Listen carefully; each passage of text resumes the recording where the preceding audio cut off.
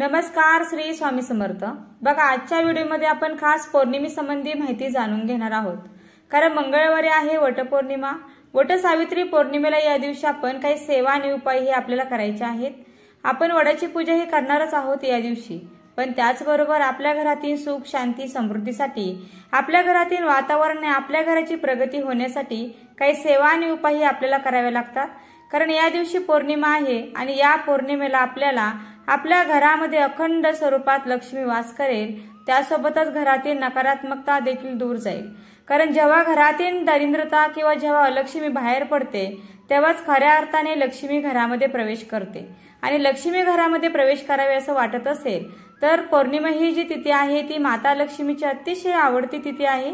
10 तारखेला पौर्णिमा आहे। आता ही पौर्णिमा वटपौर्णिमा म्हणून देखील ओळखली जाते आणि ज्येष्ठ पौर्णिमा म्हणून देखील ओळखली जाते। आता प्रत्येक महिन्याला पौर्णिमा येत असते आणि प्रत्येक पौर्णिमेला विशेष असं महत्त्व आहे।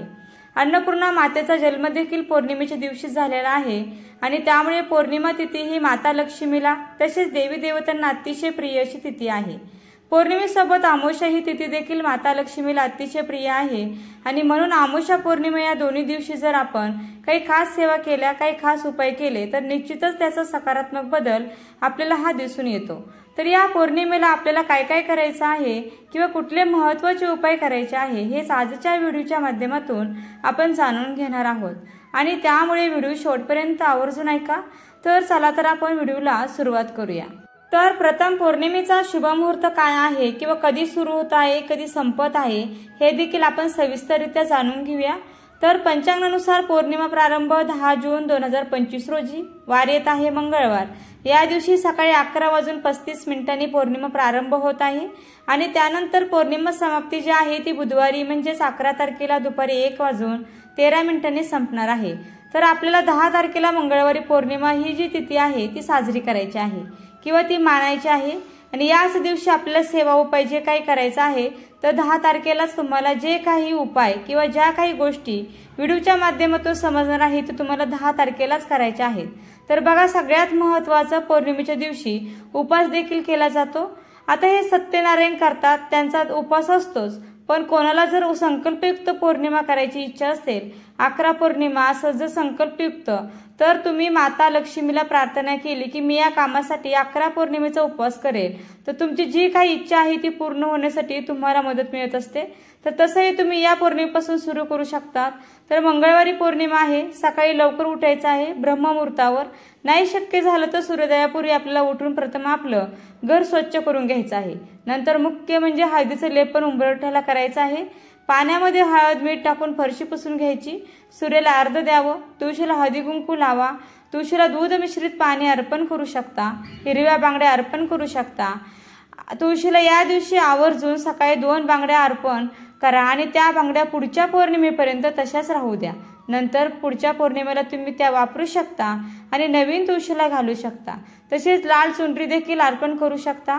तुळशीला तुपाचा दिवा या दिवशी आवर्जून लावा। तुमच्याकडे वेळ असेल तर 108 वेळा तुम्ही ओम नमो भगवते वासुदेवाय या मंत्राचा तुळशीपाशी बसून जप म्हणावा। तसेच पौर्णिमेच्या दिवशी मुख्य दरवाजासमोर एक दिवा लावावा, देवांना पंचामृताने अभिषेक घालावा, तसेच देवी मातेला कुंकवाच्या पाण्याने अभिषेक घाला। पौर्णिमेला अखंड दिवा देवघरात लावा, उंबरठा सजवायला विसरू नका। बघा, एवढी सेवा तुम्ही पौर्णिमेला केली ना तरी बघा घरामध्ये खूप प्रसन्न वाटेल, प्रत्येक कामामध्ये यश यायला सुरुवात होईल। खरं सांगते, नक्की करून बघा, मी माझा स्वतःचा अनुभव सांगते। पौर्णिमा ही देवी माता लक्ष्मीला समर्पित आहे आणि त्यामुळे ती खुश असेल ना तर तुमची कोणतीच कामे अडणार नाही हे मात्र लक्षात ठेवा। तसेच पौर्णिमेला आपण देवघरातील अन्नपूर्णा मूर्तीच्या खाली तांदूळ बदलू शकतो, त्या तांदळाची खीर बनवून देवीला प्रसाद देऊ शकतो किंवा ते तांदूळ पक्ष्यांना देखील खाऊ घालू शकतो। तसेच आपल्या देवघरातील कुलदेवीचा कलश आहे त्याच्यातून पाणी देखील या दिवशी बदलू शकतो किंवा बदलावे। तसे देवाखाली नवीन वस्त्र या दिवशी आवर्जून टाकावे। सगळी पूजा झाल्यानंतर आपल्याला देवघरामध्ये एक छोट्याशा ग्लासमध्ये हळदीचं पाणी भरून ठेवायचं आहे। हे जे हळदीचं पाणी आपण भरून ठेवणार आहोत ते दिवसभर तसंच ठेवायचं आणि दुसऱ्या दिवशी आपण जेव्हा पूजा करणार आहोत तेव्हा पूजा करण्याच्या अगोदर हे उचलून घ्यायचं आणि हे पाणी घरामध्ये सगळीकडे शिंपडायचं। अशा प्रकारे हळदीच्या पाण्याचा छोटासा उपाय तुम्ही या दिवशी नक्की करू शकता। याने आपल्या घरातील नकारात्मकता दूर होते आणि घरातील वातावरण जे आहे ते मंगलमय होण्यास मदत देखील मिळते। तसेच बघा, पौर्णिमेचं व्रत दर महिन्याला केलं जातं. तर अशा प्रकारे तुम्ही 11 पौर्णिमा व्रत केलं तर तुमची सगळी आणलेली कामे माता लक्ष्मीच्या कृपेने, माता कुलदेवीच्या रूपाने पूर्ण होतील. त्याचा संपूर्ण व्हिडिओ मी टाकलेला आहे, तर तोही तुम्ही आवर्जून पहा.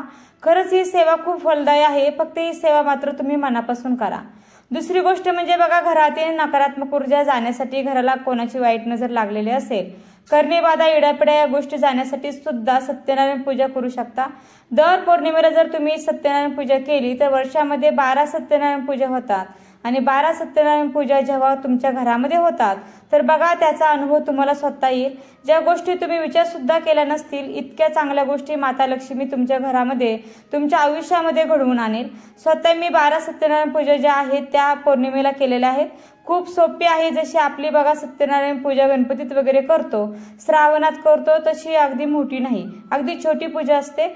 या पौर्णिमेपासून तुम्ही 12 सत्यनारायण पूजा करू शकतात. ठीक आहे.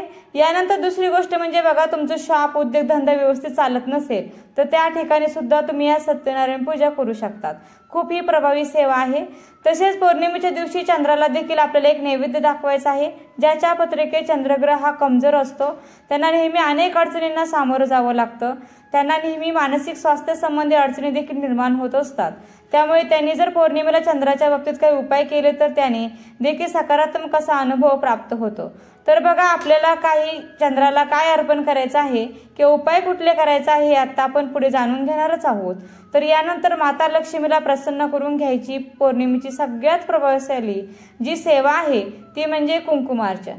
तर कुंकुमार्चन करण्यासाठी तुम्ही श्रीयंत्रावर करू शकता किंवा घरामध्ये आवर्जून कुंकुमार्चन सेवा पौर्णिमेला केलेले खूप चांगलं असतं. तुमच्याकडे माता लक्ष्मीची मूर्ती असेल तर तुम्ही त्यावर देखील कुंकुमार्चन सेवा करू शकता. तसेच तुमची उंबऱ्याची पूजा झाल्यानंतर तुम्हाला प्रत्येक पौर्णिमेला, अमावस्येला किंवा शुभतिथीला तुम्हाला 5 स्वस्तिक घरामध्ये काढायचे असतात. तर हळदी कुंकवाने मुख्य दरवाजावरती एक स्वस्तिक, त्यानंतर दुसरं स्वस्तिक किचनच्या स्टाईलवर किंवा गॅसच्या वरती, तिसरं जे स्वस्तिक आहे ते आपल्या तिजोरीवर, आणि चौथं स्वस्तिक देवघरासमोर किंवा ईशान्य कोपऱ्यात, आणि 5वं स्वस्तिक तुळशीजवळ काढावे, कारण हे मांगल्याचं प्रतीक आहे. आणि नंतर त्या स्वस्तिकवर हळदी कुंकू वाहून त्याची पूजा करावी. पण वाकडं स्वस्तिक चिन्ह काढू नका. वाकडं स्वस्तिक चिन्ह काढलं तर मग त्याचे वाईट परिणाम होतात. व्यवस्थित सरळ काढा, नियमाने काढा, आणि मध्ये 4 थेंब द्या, बाजूला 2 उभ्या रेषा द्या. त्याशिवाय स्वस्तिक चिन्ह पूर्ण होत नाही. स्वस्तिक हे शुभ आणि सकारात्मक ऊर्जा दर्शवते. आता माता लक्ष्मी भगवान विष्णूंना प्रसन्न करून घेण्यासाठी हा दिवस खूप महत्त्वाचा आहे. आणि बघा, स्वस्तिक चिन्ह तुम्ही काढल्यामुळे तुमच्या घरामध्ये गरिबी जी आहे ती राहणार नाही. घरामध्ये सतत आर्थिक समस्या येत असतील, घरातल्या लोकांना नोकरीमध्ये सतत काही ना काही अडचणी येत असतील, उद्योगधंद्यामध्ये, व्यवसायामध्ये काही अडचणी येत असतील, तर पौर्णिमेच्या दिवशी तुम्हाला हा छोटासा स्वस्तिकचा उपाय करायचा आहे. त्यातल्या त्यात ही ज्येष्ठ पौर्णिमा असल्यामुळे तुम्हाला न चुकता करायचा आहे. ज्या घरामध्ये नकारात्मक ऊर्जा असते ना, त्या घरातल्या लोकांची प्रगती थांबलेली असते. कष्ट करतात पण पैसा येत नाही. मग अशा जर या छोट्या छोट्या गोष्टी तुम्ही केल्या तर नकारात्मक ऊर्जा पळून जाईल आणि मग परिणामी माता लक्ष्मी आकर्षित होईल, घरातील वातावरण सुधारेल, घरातल्या लोकांची प्रगती व्हायला लागेल आणि कष्टासोबत नशिबाची साथ मिळेल. हे देखील महत्त्वाचं आहे. आता पौर्णिमेला तांदळाच्या खिरीचा नैवेद्य आवर्जून लक्ष्मी मातेला दाखवावा. हा नैवेद्य देवीला दाखवा. पण तुम्हाला वेळ नसेल तर मिठाई, दुधापासून बनवलेले एखादा पदार्थ, मग बर्फी असेल, पेढा असेल, तो देखील माता लक्ष्मीला अतिशय प्रिय आहे. तर अशा पद्धतीची मिठाई जर तुम्ही घरी जरी माता लक्ष्मीला अर्पण केली तरी सुद्धा चालेल. तसेच या दिवशी तुम्हाला चंद्राची संध्याकाळी पूजा करायची आहे. रात्री चंद्राकडे बघून चंद्राला हळदी कुंकू अक्षता अर्पण करायचे आहे. दूध, साखर म्हणजेच गोड दुधाचा नैवेद्य अर्पण करायचा आहे. चंद्राला नमस्कार करायचा आहे. आपली इच्छा सांगायची आहे. ठीक आहे. आणि चंद्राची पूजा पौर्णिमेच्या दिवशी झाली पाहिजे. बघा, पौर्णिमेला चंद्र पूर्ण गोल असतो आणि त्या दिवशी चंद्राची पूजा केल्यामुळे चंद्राच्या सकारात्मक लहरी ज्या आहेत त्या आपल्याकडे खेचल्या जातात. तसेच माता लक्ष्मीला पौर्णिमेला गजरा अर्पण करायला विसरू नका किंवा कमळाचं फूल किंवा गुलाबाचं फूल आवर्जून माता लक्ष्मीला अर्पण करा. मात्र अतिशय प्रेमाने अर्पण करा. तसेच आता या झाल्या सेवा. आता सेवेमध्ये अजून काय येतं तर आपल्या पौर्णिमेच्या दिवशी आपण कुंजिका स्तोत्राचं पठण करू शकतो. महालक्ष्मी अष्टक देखील म्हणू शकतो आणि माता लक्ष्मीचा नरवाण मंत्र देखील म्हणू शकतो। अशा प्रकारे या छोट्या छोट्या सेवा केल्या श्रीसूक्त म्हटलं तरी निश्चित माता लक्ष्मी आपल्या घरावर कायमस्वरूपी कृपा करत असते। आता या झाल्या सेवा, आता काही उपाय करायचे आहेत ते देखील आपण जाणून घेऊया। तर बघा, आपल्या घरात नकारात्मकता घालवण्यासाठी अमावस्येच्या दिवशी काही उपाय केले जातात, तशाच पद्धतीने अमावस्येला देखील केले जातात। तर ते कुठले आहेत, तर त्यातला सगळ्यात पहिला आणि महत्त्वाचा जो उपाय आहे तो असा आहे की दर पौर्णिमेला आणि दर अमावस्येला आपल्याला मुख्य दरवाजाच्या ठिकाणी किंवा जो आपला उंबरठा आहे त्या ठिकाणी आपल्याला 2 कापराच्या वडी, 7 लवंगा, 2 तमालपत्र जाळायचे आहेत। भीमसेनी असेल किंवा साधा असेल कुठलाही कापूर घ्या, पण दर तिथीला अमावस्या आणि पौर्णिमेच्या तिथीला आपल्याला उंबरठ्यावर कापूर आवर्जून जाळायचा आहे। एक मातीची पंती घ्या किंवा धुपाचं भांडे घ्या, त्याच्यामध्ये कापराची वडी, तमालपत्र, लवंगा टाका आणि कोणतेही स्तोत्र म्हणत पेटवा व घरामध्ये फिरवून आपल्या उंबरठ्यावर ठेवा। विजल्यावर घरात बाजूला ठेवू शकता। खूप प्रभावी हा उपाय आहे। हा उपाय तुम्ही संध्याकाळी 6:45 ते 7:15च्या दरम्यान करू शकता। यामुळे घरातील खूप मोठी निगेटिव्हिटी एनर्जी कमी होऊ शकते आणि हा उपाय ज्यावेळी घरामध्ये निगेटिव्ह एनर्जी वाटत असेल त्यावेळी देखील करू शकता। आता अजून एक गोष्ट सांगते, अमावस्या पौर्णिमेला घरामध्ये नॉनव्हेज बनवू नका, घरामध्ये वाईट शब्द बोलू नका, कारण ते शब्द रिटर्न आपल्याला मिळतात। तसेच अमावस्या पौर्णिमेला आवर्जून घराच्या बाजूने दहीभात टाका, भटकी कुत्रे आहेत त्यांना बिस्किट वगैरे खायला टाका, तसेच माशांना आवर्जून बिना मिठाचा भात टाका। या गोष्टींनी तुमच्या जीवनामध्ये खरंच खूप बदल व्हायला सुरुवात होईल। नक्कीच हे उपाय करून पहा आणि नेहमी दुसऱ्याबद्दल चांगला विचार करा। खरं सांगू, यासारखं शुद्ध कर्म काहीच नाहीये। त्यानंतर पुढचा जो उपाय आहे तो असा की आपल्या मुख्य दरवाजावरून आपल्याला एक दिवा ओढायचा आहे। हा दिवा तुम्ही कणकेचा बनवू शकता किंवा साधा कुठलाही दिवा तुम्ही घेतला तरीही चालणार आहे। त्यामध्ये तुम्ही तेलाचा वापर करा, तुपाचा करा, कुठलाही घ्या, पण अशा प्रकारे एक दिवा घ्यायचा। मुख्य दरवाजावरून वरच्या टोकापासून खालीपर्यंत आपल्याला तो गोलाकार फिरवायचा। जसा घड्याळाचा काटा फिरतो तशा पद्धतीने आपल्याला हा दिवा फिरवायचा आहे। हळुवारपणे, शांतपणे, मनामध्ये शुद्ध भाव ठेवून, सकारात्मक भावना ठेवून आपल्याला हा उपाय करायचा आहे। आता 7 वेळेस हा दिवा फिरवल्यानंतर म्हणजेच ओवळल्यानंतर काय करायचं, तर आपल्या उंबरठ्यापासून थोड्याशा दूर अंतरावर तो दिवा त्या ठिकाणी ठेवायचा आहे। आता तुमचं सेपरेट घर असेल तर त्या ठिकाणी थोडंसं दूर अंतरावर हा दिवा तुम्ही नक्कीच ठेवू शकता, पण अगदी फ्लॅट सिस्टीम मध्ये असेल तर जवळजवळ दरवाजा असतील तर मग तुमच्या दरवाजाच्या ठिकाणी तुम्ही हा दिवा लावला तरी देखील चालेल। फक्त उंबरठ्याच्या मध्ये आणि दिव्यामध्ये 4 बोटाचं का होईना अंतर असू द्या। असं केल्याने या दिव्यामध्ये आपल्या घरातील जी काही नकारात्मकता आहे ती दूर जाते, घरातील वातावरण सकारात्मक होण्यास मदत मिळते। आता या दिव्याचं नंतर काय करायचं, तर कणकेचा असेल तर तो तुम्ही निर्मल्यात टाकू शकता आणि तुम्ही एखादा घरातला दिवा घेतलेला असेल तर तो तुम्ही घासून पुन्हा वापरू शकता। फक्त घासूनच वापरायचा आहे हे मात्र लक्षात घ्या। त्यानंतर बघा, आपल्या वास्तुदेवतेला पौर्णिमेच्या दिवशी दहीभाताचा नैवेद्य आवर्जून दाखवावा। आपण जेव्हा नवीन घर घेतो तेव्हा आपल्या घरामध्ये वास्तुदेवतेची स्थापना केलेली जाते। प्रत्येकाच्या घरामध्ये वास्तुदेवता असते, पण काही ज्यांची जुनी घर आहे, ज्यांनी वास्तुशांती केलेलीच नाही किंवा वास्तुपुरुष बसवलेला नसेल तर मग आपण त्यांच्यासाठी काही सांगू शकत नाही। पण ज्यांनी वास्तुपुरुष बसवलेला आहे त्यांच्या घरात वास्तुपुरुष आहे, त्या वास्तुपुरुषाला दर अमावस्या पौर्णिमेला दहीभाताचा नैवेद्य आवर्जून दाखवावा। असे दररोज नैवेद्य दाखवायला हवा, पण दररोज आपल्याला या गोष्टी लक्षात राहत नाहीत, शक्यही होत नाही। किमान अमावस्या आणि पौर्णिमेला वास्तुपुरुषाच्या नावाने दहीभाताचा नैवेद्य आवर्जून दाखवायचा आहे। तसेच वास्तुपुरुष हा घराच्या आग्नेय कोपऱ्यात असतो, हे मात्र लक्षात ठेवा। आता ज्याच्या घरामध्ये वास्तुपुरुष आहे की नाही हे ज्यांना ठाऊक नाही किंवा नसेल तर मग काय करावं, तर अशा प्रकारचा दहीभात घ्यायचा आणि आपल्या मुख्य दरवाजावरून उतरवायचा आणि नंतर हा जो दहीभात आहे तो मोकळ्या ठिकाणी नेऊन ठेवावा। याने देखील आपली वास्तू शांत होत असते। देवता जी आहे ती आपल्याला भरभरून आशीर्वाद देत असते। तसे दररोज जरी हे तुम्ही आग्नेय कोपऱ्यात नैवेद्य दाखवला तर खूपच उत्तम आहे। तसेच वास्तुदोष किंवा घरामध्ये सुख शांती, घरातील निगेटिव्ह एनर्जी कमी व्हावी म्हणून दहीभाताचा उतारा करू शकता। 1.25 मूठ तांदूळ घेऊन त्यात तेल व मीठ न टाकता तो भात शिजवावा। तो भात एखाद्या कागदावर घ्या, तो दरवाजाच्या वरून खाली घड्याळाच्या दिशेने 7 वेळा गोलाकार 7 वेळा फिरवायचा आणि अशा प्रकारे तुम्ही दरवाजावरून फिरवून टाकून द्यायचा।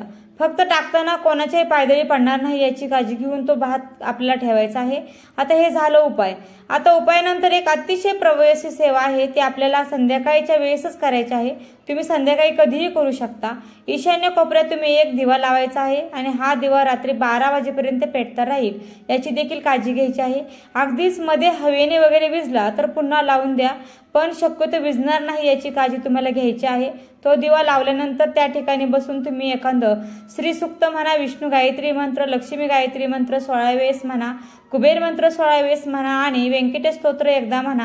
अशा प्रकारे त्या ठिकाणी दिवा लावून ही सेवा आवर्जून करा। निश्चितपणे पैशासंबंधी ज्या काही अडचणी आहेत त्या सुटण्यासाठी खूप खूप मदत मिळते।